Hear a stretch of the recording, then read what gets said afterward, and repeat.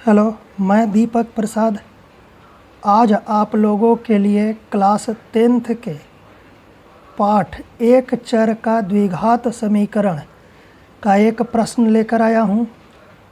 इसको हम लोग को हल करना है। वर्गमूल पूरे का वर्गमूल 7 धन पूरे का वर्गमूल 7 धन पूरे का वर्गमूल 7 धन ऐसे करके अनंत बार है। इसको हम लोग को हल करके मान ज्ञात करना है।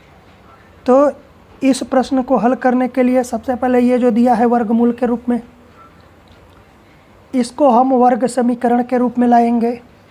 इसके बाद हम उस वर्ग समीकरण को सूत्र विधि से हल करूँगा। तो इसको अच्छे से आप देखिए और बढ़िया से इसको समझिए।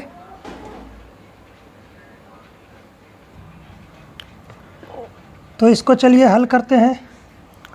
सबसे पहले हम इसको x के बराबर मान लेंगे। माना x बराबर वर्गमूल 7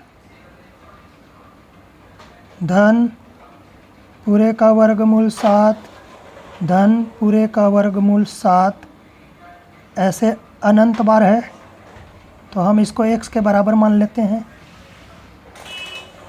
अब यहाँ अनंत बार है तो एक बार अगर वर्गमूल 7 को अनंत में से हटा दें तो भी हमारे पास अनंत बार ही बचेगा। तो एक बार इसको यदि हटा दिया जाए तो भी अनंत बार बचेगा। और हम अनंत बार वर्गमूल 7 धन वर्गमूल 7 इसको हम x के बराबर मान चुके हैं।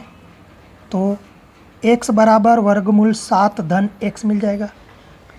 अब इसको हमको वर्ग समीकरण के रूप में लाना है। तो वर्ग समीकरण के रूप में इसको लाने के लिए दोनों पक्षों का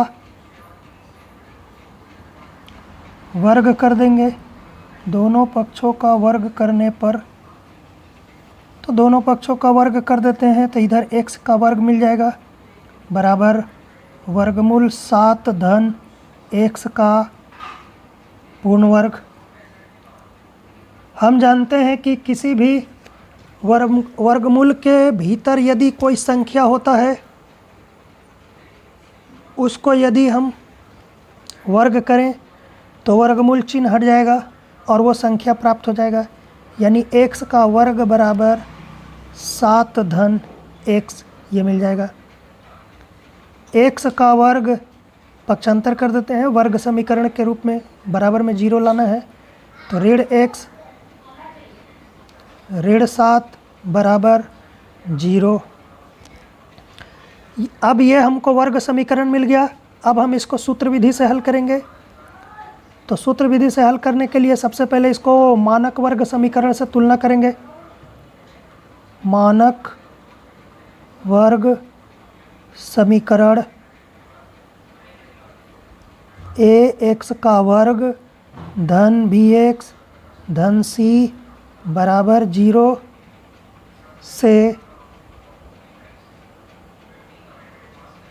0 से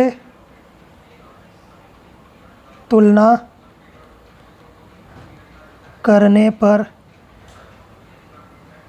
तो यदि हम तुलना करते हैं तो x स्क्वायर का जो गुणांक है वो a के बराबर है। यानी a बराबर हमको 1 मिलेगा। इसी प्रकार से x का जो गुणांक है वो b है तो b बराबर ऋण 1। और इसी प्रकार से जो अचर पद है उसको c यानी तथा c बराबर हम लोग को मिल गया ऋण 7 के बराबर।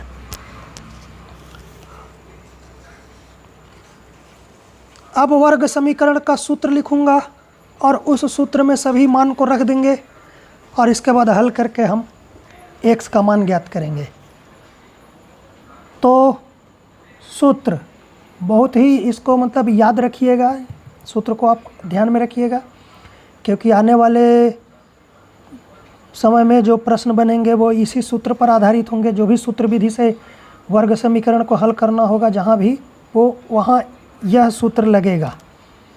तो सूत्र है x बराबर ऋण b धन ऋण b का वर्ग ऋण 4ac बटा 2a, यह हमारा सूत्र है।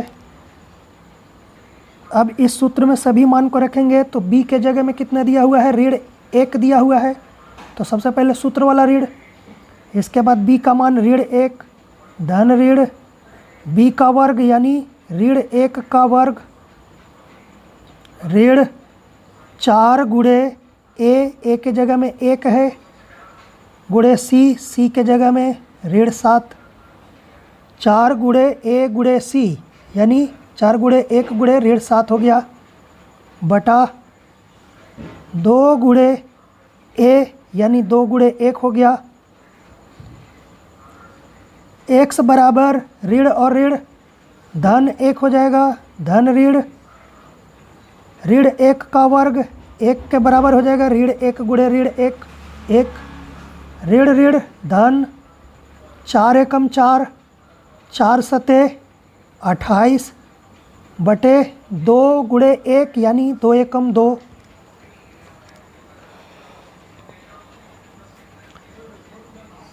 यानी कि हम लोग को मिल जाएगा यहाँ पास x बराबर 1 धन ऋण 1 और 28 जोड़ देते हैं तो 29 आ जाएगा बटे 2।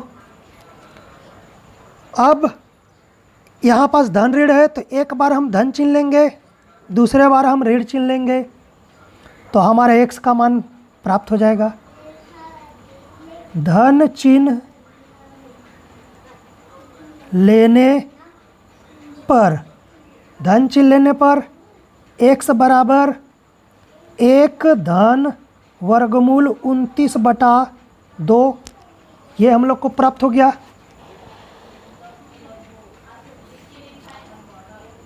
अब दूसरा हम लोग को लेना है ऋण चिन्ह लेना है। ऋण चिन्ह लेने पर, तो ऋण चिन्ह लेने पर हम लोग को मिल जाएगा x बराबर 1 ऋण वर्गमूल 29 बटा 2 वर्गमूल 29 बटा 2 मिल जाएगा। यानी अतः x का जो अभिष्ट मान है वो प्राप्त हुआ x बराबर 1 धन वर्गमूल 29 बटा 2 तथा दूसरा मान हो गया हम लोग को x बराबर 1 ऋण वर्गमूल 29 बटा 2 और यही हमारा अभिष्ट उत्तर हो गया। 1 धन वर्गमूल 29 बटा 2 तथा दूसरा मान क्या है 1 ऋण वर्गमूल 29 बटा 2 और यही हमारा इसका अभिष्ट उत्तर प्राप्त हो गया। ये प्रश्न अलग प्रकार का है तो हो सकता है कि आपके परीक्षा में आए और इस प्रश्न को हल करिएगा, बार बार वीडियो को देखिए और एक आपका पाठ्य पुस्तक में इसी प्रश्न का इसी प्रश्न टाइप का मतलब इसी प्रश्न के जैसा एक उदाहरण दिया हुआ है, उसको आप हल करेंगे। तो उदाहरण है वर्गमूल 6 धन पूरे का वर्गमूल 6 धन पूरे का वर्गमूल 6 बराबर धन अनंत तक है। इसको हम लोग को हल करना है। तो इसको हल करने के लिए सबसे पहले x के बराबर मान लेंगे, फिर यहाँ पास हम लोग को मिल जाएगा x बराबर वर्गमूल 6 धन x।